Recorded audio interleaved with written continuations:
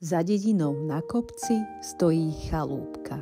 Malá, celkom maličká. V nej býva môj dedo a babička.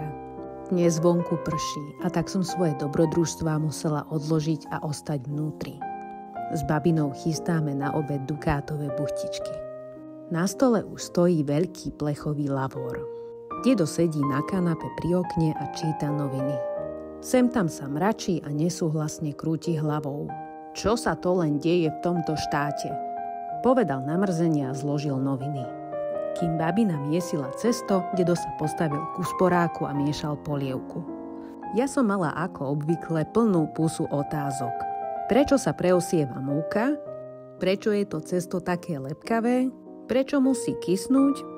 A prečo ho nemôžem jesť surové?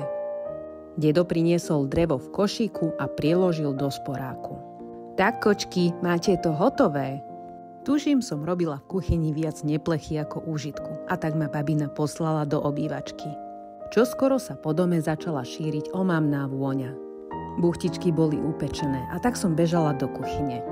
Na stole stál plech s krásne upečenými zlatistými buchtičkami. Stáli v rade ako vojačikovia.